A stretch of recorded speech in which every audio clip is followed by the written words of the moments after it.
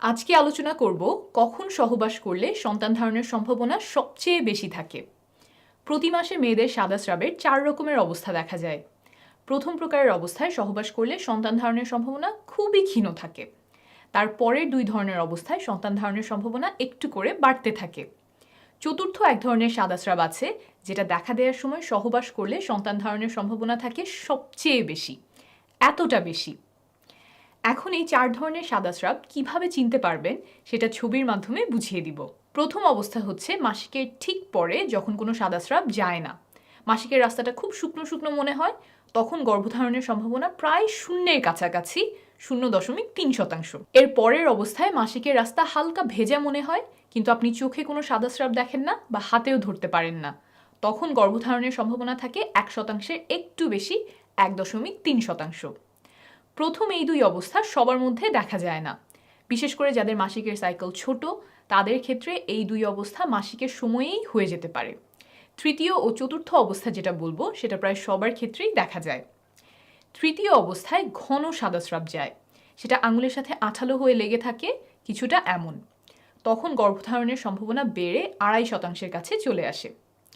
চতুর্থ অবস্থায় সাদা স্রাব খুব পাতলা এবং পিচ্ছিল হয়, কাঁচা ডিমের সাদা অংশ যেমন মসৃণ আর পিচ্ছিল হয়, কিছুটা তেমন দেখতে স্বচ্ছ। আর সেই সাদা স্রাব 2 আঙুল দিয়ে টেনে বড় করা যায়, কয়েক ইঞ্চি বড় করলেও ভাঙে না, ছবিতে যেমন দেখছেন। তখন গর্ভধারণের সম্ভাবনা অনেক বেড়ে যায়, 28.6%, অর্থাৎ প্রায় 30%-এর কাছাকাছি চলে আসে। এই চতুর্থ অবস্থা শেষ হওয়ার পর আবার সাদা স্রাব ঘন আঠালো বা নাই হয়ে যায়। মাসিকের ঠিক আগে আগে আবার পাতলা সাদা স্রাব যেতে পারে কিছু কিছু নারীর ক্ষেত্রে, তবে সেটা গর্ভধারণের সাথে সম্পর্কিত নয়। তাহলে করণীয় কি? তৃতীয় অবস্থা যখন শুরু হবে তখন থেকেই চেষ্টা শুরু করবেন, এবং চতুর্থ অবস্থা যেদিন শেষ হবে তার পরের 3 দিন পর্যন্ত চেষ্টা চালিয়ে যাবেন। আর একটু আগেই দেখেছেন যে চতুর্থ অবস্থায় সম্ভাবনা সবচেয়ে বেশি থাকে, এটা মাথায় রাখবেন। এই গেল প্রথম পদ্ধতি। আমি আরও কয়েকটা সহজ উপায় এখন শেখাবো, কারণ সবার শরীর তো একভাবে কাজ করে না, নানা কারণে সাদা স্রাব ভিন্ন হতে পারে।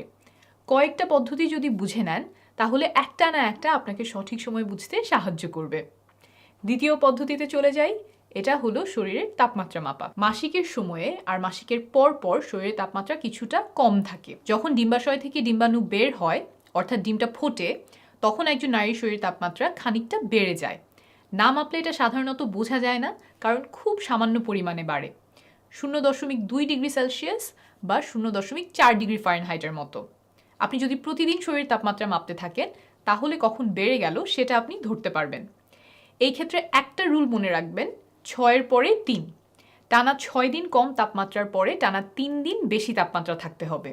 একদিন তাপমাত্রা এসে সেটা আবার চলে গেলে তা হবে না, সেটা মানসিক চাপ বা অন্য কোনো কারণে হতে পারে।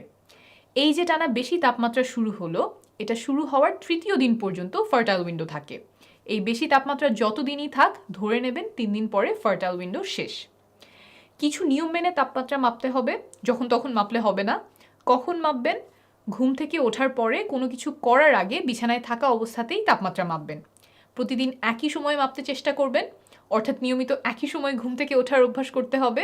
বিছানার কাছেই থার্মোমিটার রেখে দিবেন। আবার আমরা অনেকেই বগলের নিচে তাপমাত্রা মাপি, এখানে সেটা করলে হবে না, মুখের তাপমাত্রা মাপতে হবে। থার্মোমিটার জিহ্বার নিচে রেখে মুখ বন্ধ করবেন। জ্বর মাপার সাধারণ থার্মোমিটার দিয়ে মাপলে এত সূক্ষ্ম পরিবর্তন বোঝা যাবে না, ডিজিটাল থার্মোমিটার ব্যবহার করবেন। বিভিন্ন ফার্মেসিতে অল্প খরচেই এটা কিনতে পাওয়া যায়। এই পদ্ধতিতে ফার্টাইল উইন্ডো কখন শুরু হয় বোঝা যায় না, তবে কখন শেষ হচ্ছে সেটা বোঝা যায়। তাহলে এটা কিভাবে কাজে লাগাবেন? একটু আগেই যে সাদা স্রাবের পদ্ধতি বুঝিয়েছিলাম সেটা ব্যবহার করে সাদা স্রাব যাওয়া যেদিন শুরু হয়েছে সেদিন থেকে চেষ্টা শুরু করবেন, আর এই পদ্ধতিতে তাপমাত্রা বাড়ার তৃতীয় দিন পর্যন্ত চেষ্টা চালিয়ে যাবেন। তাহলে গর্ভধারণের সবচেয়ে সম্ভাবনাময় সময়টুকু কাজে লাগানো হলো। পরের পদ্ধতিতে যাওয়ার আগে একটু বোঝাই কেন মাসের একটা সময়ে সন্তান ধারণের সম্ভাবনা এত বেড়ে যায়। একজন নারীর শরীরে 2টা ওভারি বা ডিম্বাশয় থাকে। প্রতি মাসেই এখানে একটা করে ডিম্বাণু পরিপক্ক হয়। যখন ডিম্বাণু পরিপক্ক হয়ে যায় তখন সেটা খোলস ভেঙে ওভারি থেকে বের হয়ে ঢোকে ফ্যালোপিয়ান টিউব বা ডিম্বনালীতে। এই ঘটনাকেই আমরা ডিম ফুটে বেরিয়ে আসা বলি।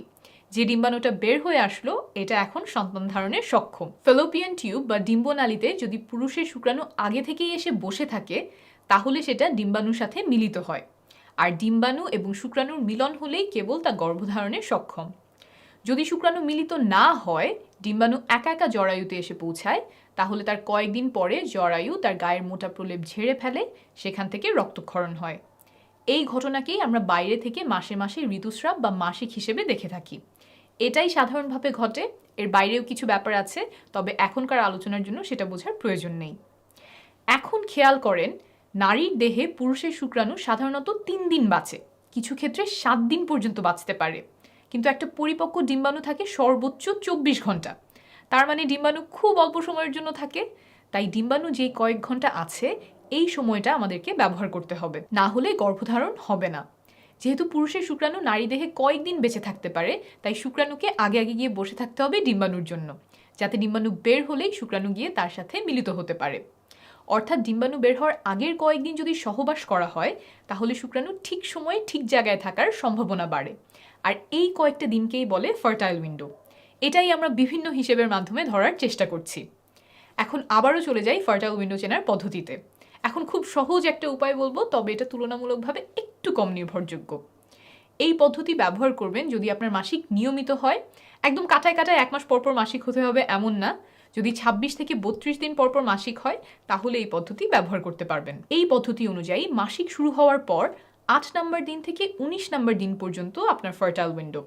অর্থাৎ যদি 1 তারিখে মাসিক শুরু হয়, তাহলে 8 তারিখ থেকে 19 তারিখ পর্যন্ত সময়টাতে আপনার গর্ভধারণের সম্ভাবনা সবচেয়ে বেশি থাকবে। তবে শুধুমাত্র এই পদ্ধতি ব্যবহার না করে সাথে অন্য পদ্ধতিও মিলিয়ে ব্যবহার করার চেষ্টা করবেন, কারণ সবসময় যে 8 নম্বর থেকে 19 নম্বর দিনের মধ্যেই ডিম্বাণু বের হবে এমন নয়।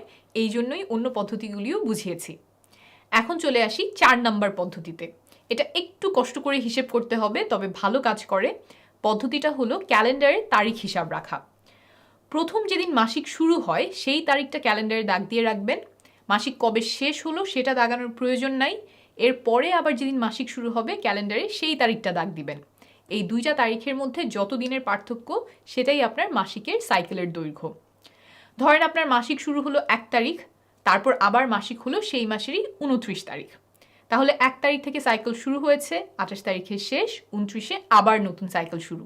তাহলে এবার আপনার সাইকেল ছিল 28 দিনের। এভাবে অন্তত 6 মাস ধরে আপনার মাসিকের হিসাব রাখতে হবে। সবগুলোর দৈর্ঘ্য হয়তো একই হবে না, কোনোটার আসবে 33 দিন, কোনোটার 26 দিন। যখন 6টা দৈর্ঘ্য আপনি পেয়ে গেছেন, তার মধ্যে সবচেয়ে লম্বা আর সবচেয়ে ছোট সাইকেল দুটো আপনি নেবেন। সবচেয়ে ছোট সাইকেল থেকে 18 বিয়োগ করলে যেই সংখ্যাটা পাবেন, আপনার সাইকেলের সেই দিন থেকে ফার্টাইল উইন্ডো শুরু। আর সবচেয়ে লম্বা সাইকেল থেকে 11 বিয়োগ করলে যেই সংখ্যাটা আসবে, সেই দিন আপনার ফার্টাইল উইন্ডোর শেষ দিন। একটা উদাহরণ দিয়ে বোঝাই। ধরা যাক আপনার সবচেয়ে ছোট সাইকেল হচ্ছে 26 দিনের। এখান থেকে 18 বিয়োগ করলে হলো 8, অর্থাৎ আপনার সাইকেলের 8ম দিন থেকে ফার্টাইল উইন্ডো শুরু। তারপর ধরেন আপনার সবচেয়ে লম্বা সাইকেল হচ্ছে 33 দিনের। 11 বিয়োগ করলে হয় 22, অর্থাৎ আপনার সাইকেলের 22তম দিন হচ্ছে শেষ দিন। তাহলে মাসিক শুরু হওয়ার পরে 8 নম্বর দিন থেকে 22 নম্বর দিন হলো আপনার ফার্টাইল উইন্ডো। এর যে কোনো একদিন আপনার ওভারি থেকে ডিম্বাণু বের হওয়ার সম্ভাবনা আছে, তাই এই সময়টাতে সহবাস করলে শুক্রাণু আগে আগে গিয়ে ডিম্বাণুর জন্য বসে থাকতে পারবে। মাসিকের সাইকেল হিসাব করার সময় সাধারণত 2টা ভুল দেখা যায়। 1, মাসিক শেষ হওয়ার দিন থেকে অনেকে গোনা শুরু করে, কিন্তু হিসাব করতে হবে যেদিন মাসিক শুরু হলো সেই দিন থেকে। 2, অনেকে পরের মাসিক শুরু হওয়ার দিনটাও গোনে। পরের মাসিক যেদিন শুরু হলো সেদিন থেকে কিন্তু নতুন সাইকেলের হিসাব করতে হবে। ফার্টাইল উইন্ডো চেনার আরও অন্যান্য কিছু উপায় আছে। বাজারে ওভিলেশন কিট পাওয়া যায়, যেগুলো কিছুটা প্রেগনেন্সি টেস্টের মতো প্রস্রাবে হরমোনের লেভেল মেপে বলে দেয় কখন ডিম্বাণু বের হয়ে আসতে পারে। সেগুলোও ব্যবহার করতে পারেন, তবে দাম তুলনামূলকভাবে বেশি।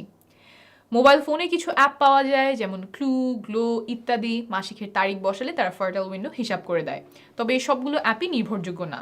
ব্যবহার করলে আপনার সাইকেলের দৈর্ঘ্য সম্পর্কে একটা ধারণা পেতে পারেন। এছাড়াও ডিম্বাণু বের হওয়ার পরে স্তনে বা তলপেটে ব্যথা হতে পারে, পেট ফাঁপা লাগতে পারে, তবে এই লক্ষণগুলো ব্যবহার করে ফার্টাইল উইন্ডো বের করা নির্ভরযোগ্য নয়। সবার ফার্টাইল উইন্ডো একই সময়ে হয় না, আবার একই মানুষের ক্ষেত্রে এক এক মাসে এক এক সময়ে হতে পারে। মাসিক যদি নিয়মিত হয় তাও। তাই নিজের শরীরের লক্ষণগুলো যেমন তাপমাত্রা, সাদাস্রাব, এগুলোর দিকে খেয়াল রাখলে সময়টা আরও ভালোভাবে চিনতে পারবেন। যতগুলো পদ্ধতি বললাম, এগুলোর কোনোটাই একদম নিশ্চিত করে বলতে পারবে না যে এই সময়েই ডিম্বাশয় থেকে ডিম্বাণু বের হয়ে এসেছে এবং এর মধ্যে সহবাস করলে বাচ্চা হবেই। তবে পদ্ধতিগুলো অনুসরণ করলে, বিশেষ করে কয়েকটা পদ্ধতি সমন্বয় করলে সন্তান ধারণের সম্ভাবনা অনেকটা বাড়বে। মনে রাখবেন, নিয়মিত সহবাস করলে, অর্থাৎ 1 দিন বা 2 দিন পরপর সহবাস করলে 1 বছরের মধ্যে 80%-এরও বেশি দম্পতি সফল হন। তাই ৩-৪ মাস চেষ্টা করে সফল না হলে ঘাবড়ে যাবেন না, সময় লাগতে পারে। ১ বছর নিয়মিত চেষ্টা করার পরেও সফল না হলে ডাক্তারের পরামর্শ নিবেন। আর নারীর বয়স যদি ৩৫-এর বেশি হয় তাহলে ৬ মাস চেষ্টা করার পরেই ডাক্তারের শরণাপন্ন হবেন। আপনার সফলতা কামনা করছি।